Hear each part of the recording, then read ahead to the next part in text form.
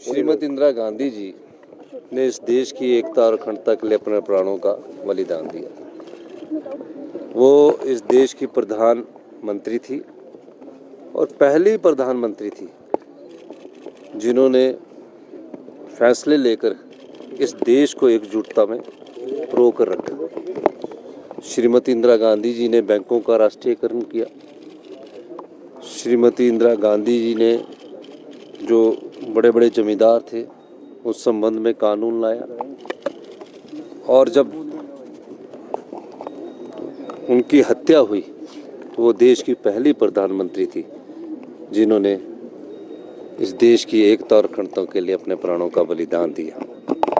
हत्या से पहले कुछ दिन पहले उन्होंने उड़ीसा में एक जनसभा में कहा था कि मेरे खून का एक एक कतरा भी अगर इस देश की एकता और अखंडता के लिए काम आए तो मैं हमेशा इस देश के लिए हमेशा अपनी जान देने के लिए भी तत्पर रहूँगी। ये उनका बलिदान है, और जो परिवर्तन आज हम इस देश में देख रहे हैं उनकी सोच, उनकी नीतियों के अनुसार है। सर, हिमाचल प्रदेश दिल्ली के हिमाचल भवन को अटैच करने की बात की है एक हाइड्रो पावर कंपनी के केस में, जो अपफ्रंट मनी जमा ना किए जाने के बारे में। नहीं, मैंने अभी हाई कोर्ट का जो आदेश है उसको मैंने पढ़ा नहीं है।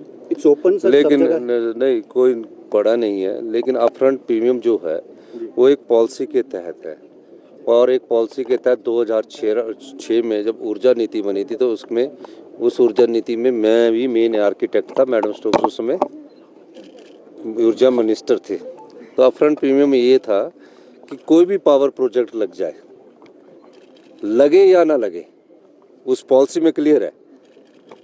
हमने अब एक रिजर्व प्राइस पर मेगावाट जैसे 10 लाख रिजर्व प्राइस रखा था, उस पर उन कंपनियों ने बोली थी। उस अपफ्रंट के मामले में आर्बिट्रेशन से कोई फैसला आया। अब आर्बिट्रेशन के भी कई ऐसे फैसले आ रहे हैं जो बड़े चिंताजनक है, कानून की अनदेखी हो रही है।